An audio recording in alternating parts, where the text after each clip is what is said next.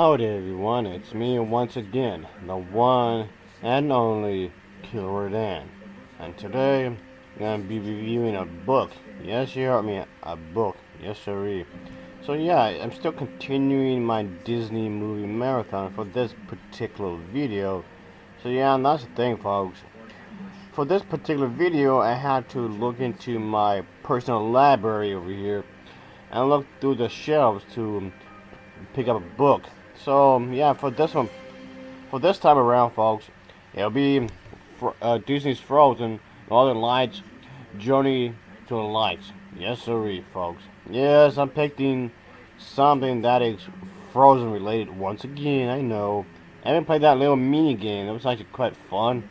The game's yeah, but the thing is, folks, that game is incomplete, so there's a pain with there. Yeah, I know some people out there might be sick at the fact that I keep bringing Frozen once again. Hey, this is my channel, ain't it? So I'll bring it up as many times as I want. So yeah, there you go. So yeah, folks, I guess you can say this is some ways to bring up the movie in some ways. I know they made a short film a while back, which I've seen. The full-length film is actually much better than this, actually. And then from what I heard in recent news is that there's supposed to be another mini movie, and that actually does look promising. So I do want to watch that as soon as I can. Oh yes, sir. So anyway, as mentioned before, this is gonna be the book I'm gonna be reviewing. So I just might as well get to it, shall we? Oh yes, sure. But of course, as always, I do have to talk about the plot of this particular book. So let's get into it, shall we? We get to see that Anna makes a return in this particular book, of course. And of course, Elsa, she's also makes a return. You play important characters along with Kristoff as well.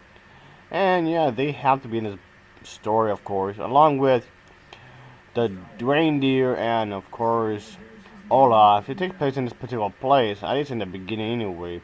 So these characters, folks, along with their friends, these characters must embark on this particular journey to the magical Northern Lights. And that's the thing, if you remember these trolls from the film, yeah, there's supposed to be one of these trolls that actually join them in this particular journey of theirs, and of course it's very important, it must be done. Yeah, there's this little rock, it seemed to be helping this particular troll to earn his tracking crystal, so they have to do this kind of a thing and go on a mountain adventure under the Northern Lights. So this particular thing here, folks, just focus on the idea that these books are tend to capture the personalities and how they character in the movie.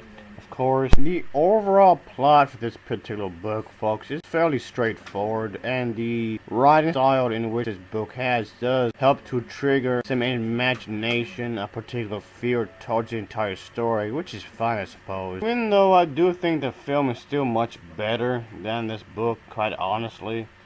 So yeah, I found that to be much more thrilling, but at the end of the day, this book isn't particularly bad, and I did end up liking it.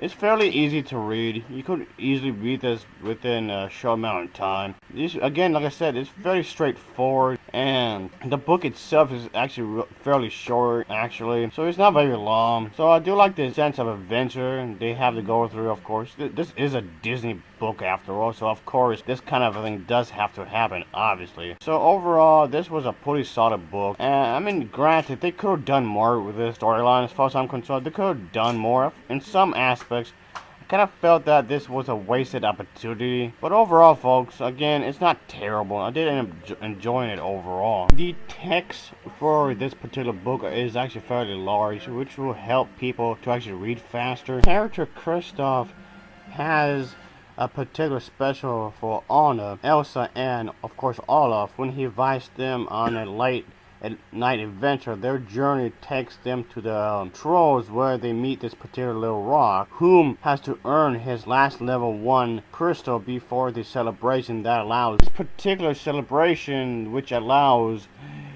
the trolls to move to level 2, so main characters in this particular book have to help the rock track down this grand thing just so he can be able to use the track crystal. And it's of course at the end of autumn, and time is running out before the Northern Lights crystal celebration ends, so to speak. That's basically it, but at least it's not a repeat of the film storyline like some Frozen books might do, which I think is actually lazy. However, with that being said, the book does attempt to make a mountain out of molehills, so to speak, in terms of the amount of plot provided. The story would be best suited for maybe as a 20 picture book as it is.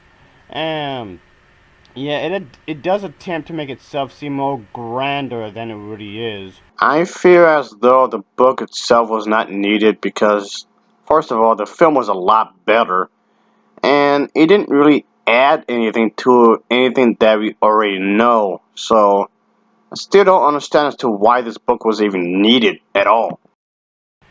So, in some ways, it kind of feels like you're trying to make itself seem inflated, so to speak. It feels kind of hollow.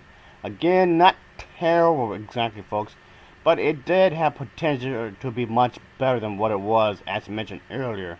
Again, I did enjoy it, but still, folks, overall, I would recommend this book so you can maybe read it yourself, or maybe you can have your own take on it. It would be interesting if they've done like a what if scenario kind of idea right here, folks. So, who knows what could have happened. The writing for this particular book was, well, I guess the best way to say is that it's acceptable, I guess. So, overall, folks, this was a very solid book as a whole. So, I'll give it an overall rating of a 6.1 out of 10. It gets a 6.1 out of 10. And of course, as always, thanks for watching, and take care. See ya. Oh yeah.